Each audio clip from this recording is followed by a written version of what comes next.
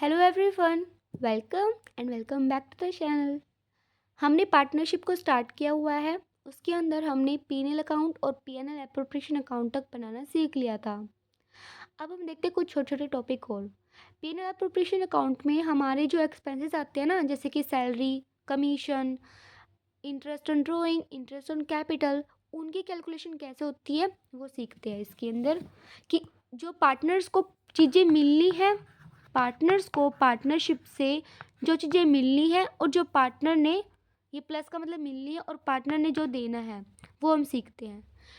सबसे पहले मिलता क्या क्या है उसको? सैलरी।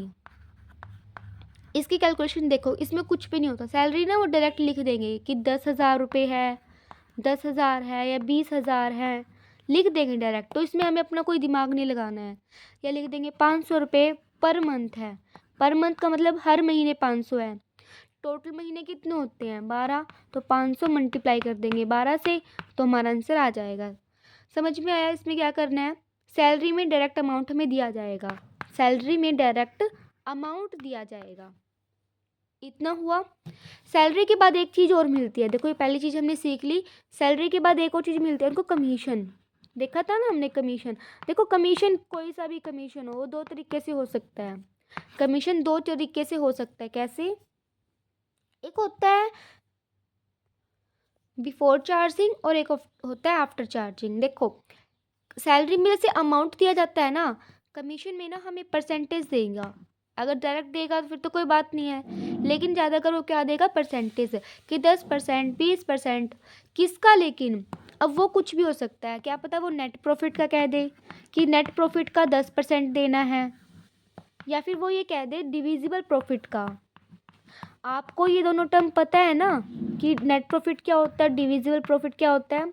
मैंने समझाया था कि अगर प्रॉफिट एंड लॉस अकाउंट से के बाद जो प्रॉफिट आता है ना प्रॉफिट एंड लॉस अकाउंट में, वो तो होता है नेट प्रॉफिट।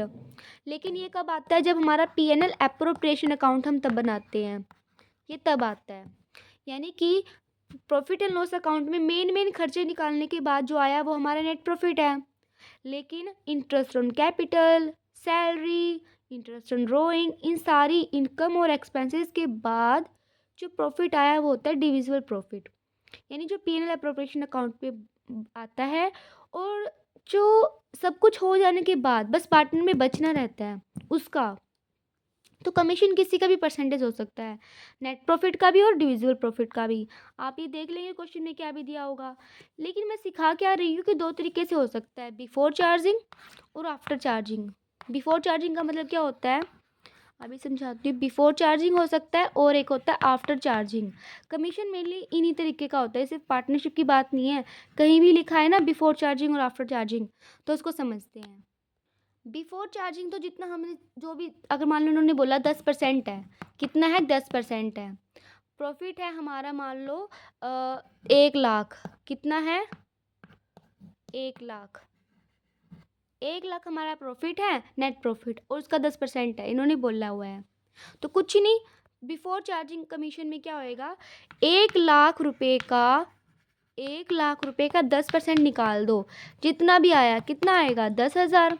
तो 10,000 हमारा कमीशन हो गया। सिंपल। ये था बिफोर चार्जिंग, जो सिंपल होता है। आफ्टर चार्जिंग में क्या होएगा कि जो 1 लाख है ना, मान लो ये सब कुछ करने के बाद आया, डिविजिबल प्रॉफिट है मान लो 1 लाख, इसका 10% है, लेकिन आफ्टर चार्जिंग। आफ्टर चार्जिंग में क्या होएगा? 10 बटे में, हम यहाँ पे 100 लिखते हैं ना, यहाँ पे क्या हो जाएगा? 100 में ये वाला जोड़ देंगे, तो 10 बटे में 110। ये ऐसे बनता है।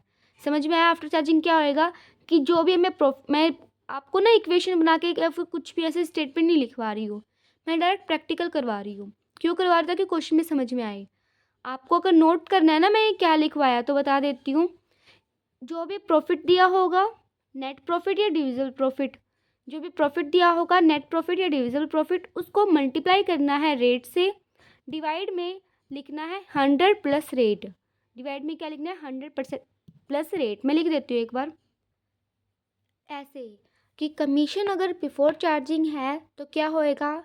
जो नेट प्रॉफिट है, डिविजिबल प्रॉफिट है, कुछ भी, दोनों नहीं होंगे, जो भी बोला हुआ होगा एक, उसका 100 बाई रेट बाय 100 करने पर हमारा बिफोर चार्जिंग आता है। आफ्टर चार्जिंग में क्या आएगा, जो भी नेट प्रॉफिट है डिविजिबल प्रॉफिट है उसका मल्टीप्लाई करेंगे उसको रेट बाय 100 प्लस रेट, कि अगर 10% है तो 10 बटे में 110, 20 है तो 20 बटे में 120, ऐसे। तो ये कमीशन हो गया। चार्जिंग हम सैलरी हमें डायरेक्ट अमाउंट देता है, कमीशन हमें परसेंटेज देता है।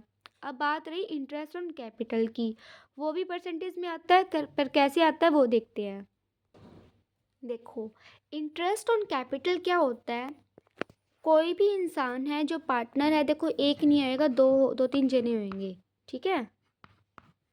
ये दो पार्टनर अपना अपना पैसा लेके आते हैं, पार्टनरशिप को स्टार्ट करते हैं। 10 लाख रुपए ये लेके आए, बदले में क्या लेंगे, इंटरेस्ट ऑन कैपिटल। इन्होंने दिया फर्म को 10 लाख रुपए, फर्म देगी इंटरेस्ट ऑन कैपिटल।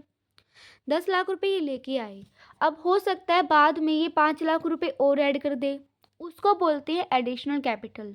क्या बोलते हैं, एडिशनल कैपिटल। ये बातें नोट करनी है, लिखनी नहीं, समझनी नहीं है, सिर्फ लिखनी है आपको अपनी नोटबुक में, कि 5 लाख रुपए अगर वो एक्स्ट्रा लेके आया है उसे बोलते हैं एडिशनल कैपिटल। हो सकता है वो बाद में कुछ बात हुई, उसने 2 लाख रुपए निकाल लिए, हमेशा के लिए निकाल लिए, इस 10 लाख में से 2 लाख रुपए निकाल लिए, उसको बोलते हैं withdrawal of capital. Withdrawal of capital, की पैसे वापस ले लिए। आप कहेंगे तो ड्राइंग जैसा हुआ, नहीं, ड्राइंग और विड्रॉल में फ़र्क है, ये लिख लो आप कि ये दोनों टर्म अलग अलग हैं। Withdrawal of capital and drawings क्या अलग है। देखो जो विड्रॉल ऑफ कैपिटल है ना, उसने परमानेंट के लिए कर लिया है, कि 10 लाख रुपए उसके लगे हुए थे, उसने 2 लाख घटा दिए तो 8 लाख रुपए बचे, तो ये परमानेंट नेचर का है, कि उसकी परमानेंट कैपिटल कम हो जाती है, उसकी परमानेंट कैपिटल कम हो जाती है विड्रॉल ऑफ कैपिटल में। लेकिन ड्राइंग्स क्या होता है, ये जो पैसा निकाला है कैपिटल में से। ड्राइंग्स किस में से निकालते हैं हम, प्रॉफिट में से, याद रखना है, ड्राइंग्स किस में से निकालते हैं हम, प्रॉफिट में से। तो क्वेश्चन में ऐसे भी आ सकता है कि विड्रॉल ऑफ प्रॉफिट क्या आ जाएगा, मान लो विड्रॉल ऑफ प्रॉफिट लिख दिया ना, आप कहेंगे विड्रॉल है इसका मतलब परमानेंट हुआ, नहीं, विड्रॉल ऑफ कैपिटल है तो परमानेंट है, विड्रॉल ऑफ प्रॉफिट हुआ यानी कि ड्राइंग्स है। ये किस लिए होती है, टेम्पररी नेचर के लिए होती है। किसके लिए टेम्पररी, क्योंकि देखो उसने थोड़े बहुत पैसे चाहिए तो उसको उसने निकाल लिए, बदले में वो इंटरेस्ट भी तो दे रहा है, इंटरेस्ट ऑन ड्राइंग, तो इसीलिए विड्रॉल ऑफ कैपिटल क्या होता है, परमानेंट नेचर का होता है, ये कैपिटल में से निकालता है। ये जो ड्राइंग होती है ये प्रॉफिट में से निकलती है, इसको विड्रॉल ऑफ प्रॉफिट भी बोलते हैं, और ये टेम्पररी नेचर की होती है। तो इंटरेस्ट ऑन कैपिटल निकालने के लिए हमको 2 बातें देखनी पड़ेंगी, कि पहला तो शुरू में कितना पैसा लेके आया, दूसरा उसने बीच में और पैसे जोड़े हैं या नहीं, या घटाए हैं या नहीं, उस अकॉर्डिंग उसकी इंटरेस्ट ऑन कैपिटल निकालते हैं। कैसे, मैं एग्जांपल देके समझाती हूँ। देखो मैंने एक एग्जांपल लिखा है, इसी में हम दोनों केस पढ़ लेंगे, एडिशनल के भी और विड्रॉल के भी। हमें इंटरेस्ट ऑन कैपिटल निकालना है ए और बी की कैपिटल पर। ए और बी पार्टनर्स हैं, ए लेके आता 10 लाख रुपए शुरू में 1 अप्रैल 2024 को, जब फर्म उन्होंने स्टार्ट करी मान लो, और बी लेके आता 15 लाख रुपए। बाद में फ्यूचर में अगस्त में ना ए ने तो 3 लाख रुपए और जोड़ दिए, और बी ने सोचा मेरे ज़्यादा पैसे क्यों ना मैं निकाल लूँ, 2 लाख रुपए उसने निकाल लिए अगस्त में। तो इनकी इंटरेस्ट ऑन कैपिटल कैसे निकलेगा, पहली बात तो देखो इंटरेस्ट ऑन कैपिटल निकलता कैसे है, जितनी भी हमें कैपिटल दी हुई है ना, कैपिटल जो भी है हमारी, उस पर rate divide by 100, rate divide by 100, ठीक है, जितनी भी कैपिटल आएगी उसको रेट डिवाइड बाय 100 करना है। ए का केस देखते हैं, ए का देखो, ए की कैपिटल 10 लाख रुपए थी, कब तक थी, अप्रैल में थी, मई में थी, जून में थी, जुलाई में थी, या अगस्त में तो उसने कम कर ज़्यादा कर ली, तो यानी देखो 10 लाख रुपए कब तक थे, अप्रैल से लेके अगस्त तक। ऐसे देखेंगे कि 10 लाख रुपए, 10 लाख रुपए यानी कैपिटल लिखी, रेट क्या देखो रेट में लिख देती हूँ, रेट है 10%, रेट कितना है 10% ऑफ इंटरेस्ट ऑन कैपिटल दिया हुआ है ये हमें। अगर नहीं देते इंटरेस्ट ऑन कैपिटल का रेट, तो क्या किस रेट पे लगता है interest on capital, comment section में बताओ, मैं इस वीडियो की एंड में बताऊंगी आंसर। ठीक है। ए के 10 लाख रुपए थे शुरू में, उस पे कितना लगेगा, कब तक लगेगा, अप्रैल से लेके ना जुलाई तक तो उसके 10 लाख ही थे। अगस्त में जुड़ गए तो हम क्या करेंगे, 10 लाख रुपए ना पे लगा देंगे 10% के हिसाब से, लेकिन कितने महीने के लिए, देखो बाई 12 तो करना ही करना है, पूरे साल की बात कर रहे हैं, बाई 12 करेंगे, लेकिन कितने महीने के लिए उसके पास ये कैपिटल रही, 4। अप्रैल में लेके आया, अप्रैल रहेगी, मई, जून, जुलाई, 4 महीने रहेगी। अगस्त में उसने चेंज कर दी तो 4 महीने रहेगी। ये हमारी बन जाएगी, इसको सॉल्व करेंगे आंसर आ जाएगा। कितना आंसर आएगा इसका, 10 लाख है तो 1 लाख, 1 लाख का हम करेंगे 1/3, यानी कि हमारा 33,000 कुछ आ जाएगा, 33,333 ऐसे करके हमारा आंसर आ जाएगा। बस आपने ये समझना है क्या, कि जितनी कैपिटल है उस पर रेट लगा दिया। टाइम कैसे देखेंगे, कितने महीने के लिए रुकी, अप्रैल में लेके आया, अगस्त में चेंज कर दी। अब ये तो 10 लाख पे लगा, फिर आया 13 लाख रुपए उसके हो गए, तो अच्छा पूरा करना ही पड़ेगा मुझे, ये मैं लिख देती हूँ इसका आंसर। इसका आंसर क्या है, देखो 10 लाख रुपए है, इसका 10% 1 लाख बनता है, इसका 1/3 करेंगे 33,333.3 ऐसे कुछ आंसर आएगा।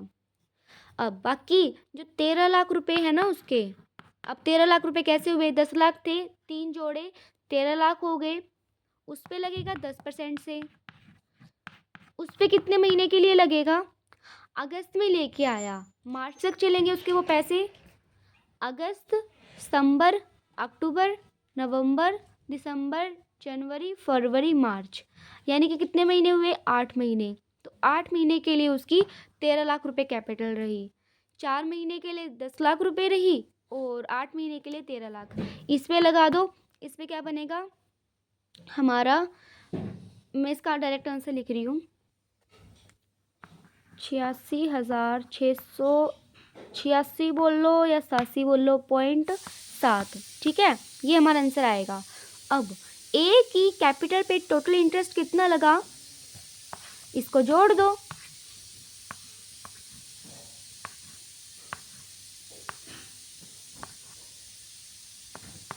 इतना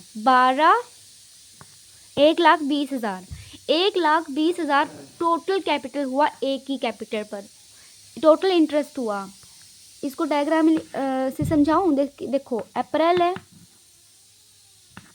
मई, जून, जुलाई, अगस्त, सितंबर, अक्टूबर, नवंबर, दिसंबर, जनवरी, फरवरी, मार्च। वो लेके आया 10 लाख रुपए अप्रैल में लाया 10 लाख रुपए, उसने अगस्त में ना 3 लाख और जोड़ दिए, यानी कि 1 2 3 4, ये अप्रैल है, 1 2 3 4, 4 महीने के लिए 10 लाख रुपए। बाकी ये जो 3 लाख यानी कि 10 और 3 13, 13 लाख कितने महीनों के लिए, इन बाकी महीनों के लिए, 1 2 3 4 5 6 7 8, 8। इस तरीके से हम कर सकते हैं इसको, कि 10 लाख रुपए पे 4 महीने के लिए, 13 लाख पे 8 महीने के लिए। और भी मेथड से आप कर सकते हैं, बट मुझे ये वाला इजी लगता है। आप और दूसरा सोच आपको पता है या फिर आपने कहीं से सीखा है, आप वो भी कर सकते हैं। ए का निकाल लिया, अब बी का निकालते हैं। आप वीडियो को पॉज करके अभी मेरे से पहले निकालने की कोशिश करें, इससे आपकी प्रैक्टिस अच्छी हो जाएगी। मैं इसको रब करके बी का करती हूँ। बी का देखते हैं।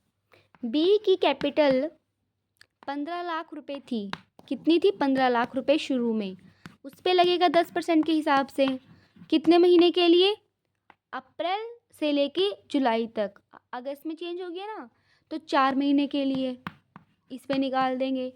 और फिर 15 लाख में से कम हो गए 2 लाख रुपए, कितने बचे, 13 लाख रुपए। 13 लाख रुपए पे 10% के हिसाब से लगेगा 8 महीने के लिए। समझ में आया, इस तरीके से अलग अलग केस हो सकते हैं। इसको लिख दो नोट, इसका तो वही आएगा 86,666.7 करके। इसका क्या आएगा, 15 लाख का 1,50,000, 1,50,000 का 1/3, 50,000, तो इसका टोटल कर देंगे, ये बी की कैपिटल पे इंटरेस्ट हो जाएगा। तो इस तरीके से हम कर सकते हैं। हालांकि हमारे में इतना डीप नहीं जाना है हमें पेपर, क्योंकि हमारा हाई लेवल का आता है तो छोटी मोटी चीज़ें नहीं पूछते हैं। ये सिर्फ इंटरव्यू के पर्पज़ से हो सकती है, या फिर छोटा मोटा क्वेश्चन मान लो आ भी जाए तो हम कर सकते हैं। समझ आया कैसे करना है? इंटरेस्ट ऑन कैपिटल फॉर्मूला यही रहना है, बस टाइम देखना पड़ता है कि कितने महीने के लिए उसकी कैपिटल रुकी, उस पर लगा देंगे, फिर बाकी के लिए बाकी। फिर अब जो इंटरेस्ट ऑन ड्राइंग है ना, उसका मेथड थोड़ा सा अलग होता है, और बहुत सारे उसके अलग अलग वेरियस टाइप्स होते हैं, क्योंकि बहुत तरीके से लग सकता है। क्योंकि देखो ड्राइंग ऐसा हो सकता है ना, हर महीने निकाल रहा है, या हर 3 महीने बाद निकाल रहा है, हर हफ्ते निकाल रहा है, या फिर कभी कभी बीच में कैसे भी निकाल रहा है। तो अलग अलग केस बनते हैं उसके लिए हम सेपरेट वीडियो बनाएंगे, और वो इम्पोर्टेंट है क्योंकि कई बार क्वेश्चन पूछ सकता है इंटरेस्ट ऑन ड्राइंग के बारे में। इतने में अगर आपको कोई डाउट है सैलरी, कमीशन और इंटरेस्ट ऑन कैपिटल पर, तो आप पूछ सकते हैं। इंटरेस्ट ऑन ड्राइंग करते हैं हम नेक्स्ट वीडियो में। ठीक है, मिलते हैं उस वीडियो में। Thank you.